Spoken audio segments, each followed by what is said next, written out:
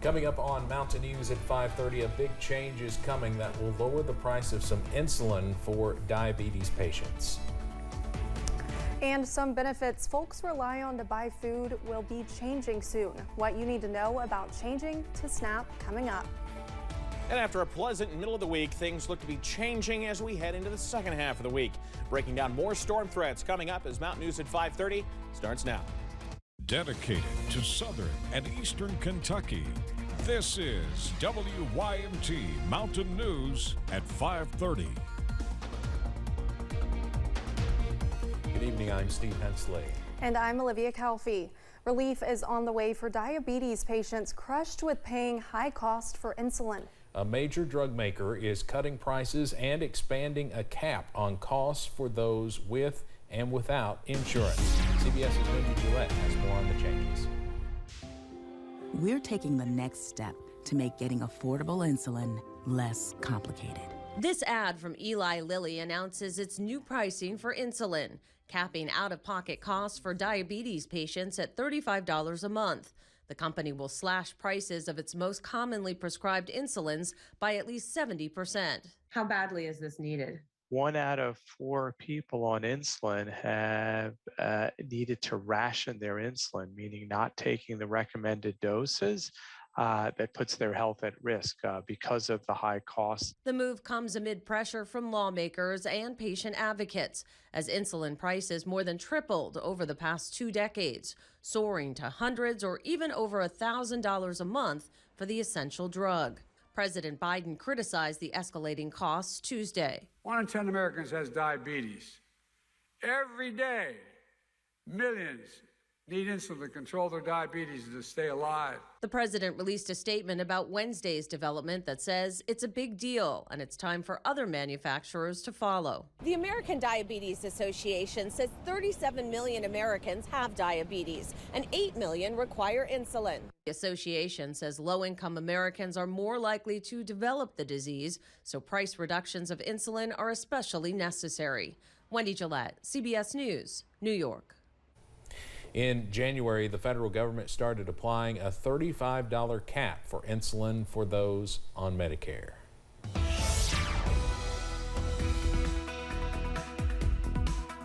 Well, we've continued to see clouds on the increase through the day today. We have seen a little bit of sunshine. You still see some of that filtered sunshine out there right now. We're starting to cool off. Hazards at 73, the view from our vantage point here at WYMT. As we head a little further out in the region, a little further to the west, still 78 above where the record was for today at London Corbett Airport. Cloudy skies continue to build in as we watch some thunderstorms that are heading our way later tonight. Still mild, middle and upper 70s. We had some folks flirt with 80 a little bit earlier on today, and it remains warm all throughout the region. We're dry right now, but that starts to change a little bit later on. Watching severe thunderstorms across portions of Arkansas, already seeing some thunderstorms developing from, and there's the first severe thunderstorm warning in Kentucky out toward the Owensboro, Henderson area south of Evansville.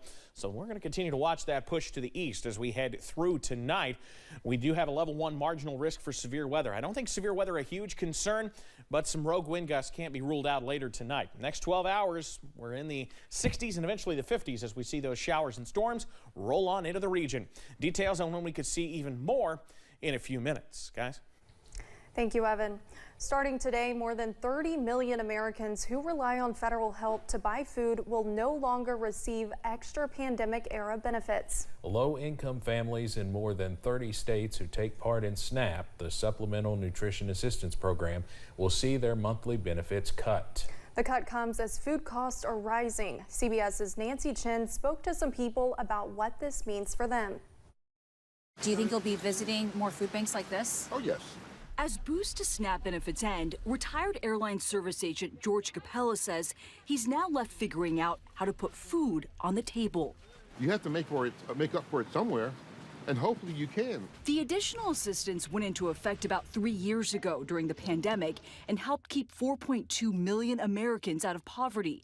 But starting today, some 30 million people relying on the federal food stamp program will see their monthly benefits shrink by at least $95 and potentially more than $250 for others. We anticipate a really significant uptick in the number of people who are going to visit us in the coming weeks. Leslie Gordon is the president and CEO of Food Bank for New York City and says families already have few options, with food prices climbing more than 11% from just a year ago. I never thought in my wildest dreams that we would see an increase of almost double the amount of people who are visiting our agency partners on the ground for food. Food banks across the country are bracing for the increased demand, from Indiana to Texas to California. In Seattle, Leticia Brito says she and her son may soon not have enough food. What is really worrying me right now is having a cut down on the food that I'm gonna have to buy so I can have enough money to pay my rent. To help offset costs, experts recommend reaching out to your state human services agency and claiming all allowable deductions. Also, look into the Women, Infants, and Children program, or WIC. Anti-hunger advocates say it's an underutilized program that SNAP recipients automatically qualify for. Nancy Chen, CBS News, New York. TikTok has announced a new way to prevent teens from endlessly scrolling on its app. The social media platform says in the coming months, accounts for users under 18 will default to a 1-hour screen limit.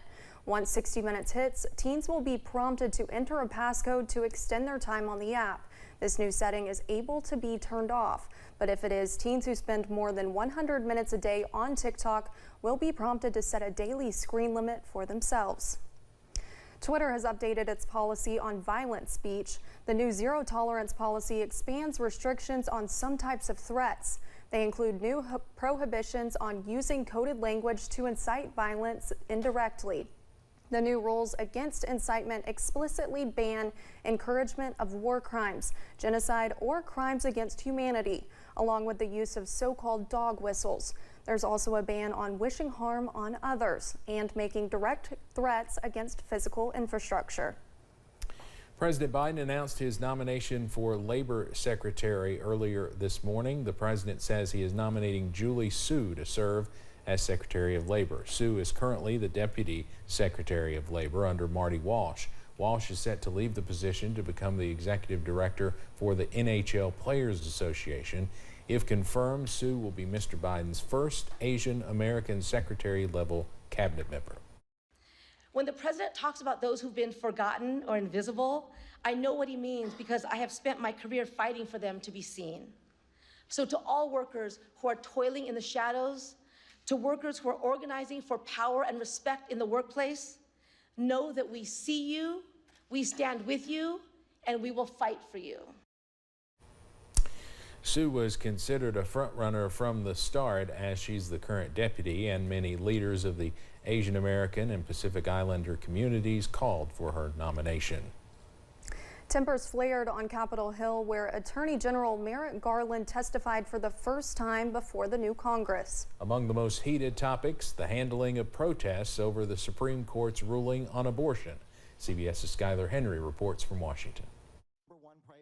Why are you unwilling to say no? The answer's no. Republican Senator Ted Cruz raised his voice, accusing Merrick Garland of refusing to prosecute threats against Supreme Court justices. You spent 20 years as a judge, and you're perfectly content with justices being afraid for their children's lives. The Attorney General said he directed marshals to protect the justices around the clock after a leak of the draft opinion overturning Roe v. Wade, giving them authority to make arrests. The marshals on scene. Marshals don't make that decision. They do make the decision of whether to make an arrest. Prosecute someone? No, they don't. The AG was also grilled on the fentanyl crisis, which is killing Americans at epidemic levels. Do you consider your current policies successful? Senators demanded answers on the Justice Department's strategy to stop the flow of drugs from Mexico. Is Mexico helping us effectively with our fentanyl problem? They are helping us, but they could do much more. There's no question about that. Well, if this is helping, I would hate to see what not helping looks like. Garland was also asked about the search for classified documents at former President Trump's Florida home,